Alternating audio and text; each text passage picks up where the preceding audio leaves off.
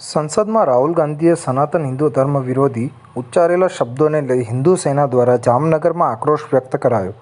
રાહુલ ગાંધીને જોડાનો હાર પહેરાવી સૂત્રોચ્ચાર સાથે પપ્પુ ગાંધીને દેશ નિકાલ કરોના તેમજ રાષ્ટ્રદ્રોહનો ગુનો દાખલ કરો એવા સૂત્રોચ્ચાર કરાયા. સંસદમાં રાહુલ ગાંધીએ સનાતન હિન્દુ ધર્મ વિરોધી ઉચ્ચારેલા શબ્દોને લઈ હિન્દુ સેના દ્વારા જામનગરમાં આક્રોશ વ્યક્ત કરવામાં આવ્યો. સંસદની અંદર ભગવાન શિવ, ગુરુ નાનક તેમજ દેવી દેવતાના ફોટા લઈ રાહુલ ગાંધીએ પોતાના મુખેથી સનાતન વિરોધી બફાટ કરેલો છે. સાંસદની ગરિમાને પણ ધ્યાનમાં ન લઈ હિન્દુ ધર્મને અપમાનજનક શબ્દો ઉચ્ચારેલા છે.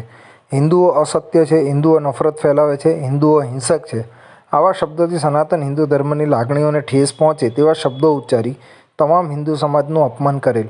જેને લઈ જામનગરમાં હિન્દુ સેના દ્વારા દિગ્વિજય પ્લોટ હિન્દુ સેનાના કાર્યાલયથી હવાઈ ચોક સુધી રાહુલ ગાંધીને જોડાનો હાર પહેરાવી સૂત્રોચ્ચાર સાથે પપ્પુ ગાંધીને દેશ નિકાલ કરોના તેમજ રાષ્ટ્રદ્રોહનો ગુનો દાખલ કરો એવા સૂત્રોચ્ચાર કરી હવાઈ ચોકમાં ચપ્પલ મારવાનો કાર્યક્રમ રખાયો હતો. જેને લઈ પોલીસ તંત્ર સચેત થઈ ગયેલું અને હવાઈ ચોકમાં હિન્દુ સેનાના તમામ કાર્યકર્તાઓની અટકાયત કરી પોલીસ સ્ટેશને લઈ ગયેલ અને કાનૂની કાર્યવાહી કરેલ.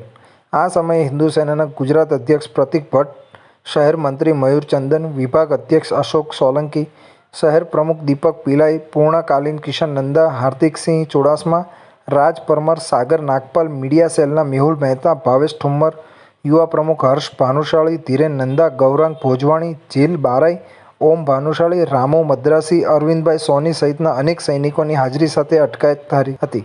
કિશન નંદા, હિન્દુ સેના પૂર્ણકાલીન. ગઈકાલે રાહુલ ગાંધીએ એટલે કે પપ્પુ ગાંધીએ ગઈકાલે સંસદમાં જે બફાટ કર્યો હતો, સનાતન હિન્દુ ધર્મ વિરુદ્ધ બફાટ કર્યો હતો અને કહ્યું હતું કે હિન્દુ ધર્મ બધા હિન્દુ હિંસક છે. તો આજરોજ હિન્દુ સેના દ્વારા આ રાહુલ ગાંધીના વિરોધમાં અમે કોંગ્રેસ કાર્યાલયે જઈ એક રેલી કાઢી, નનામી કાઢી છે અને પુત્રદાનનો કાર્યક્રમ કર્યો છે. બરાબર. અને રાહુલ ગાંધીને પોતાનું ગોત્ર ખબર નથી અને તે હિન્દુ ધર્મ વિશે અનેકવાર બફાટ કરે છે. તો હવે તેનો આ બફાટ ચલાવવામાં નહીં આવે. જય શ્રી રામ.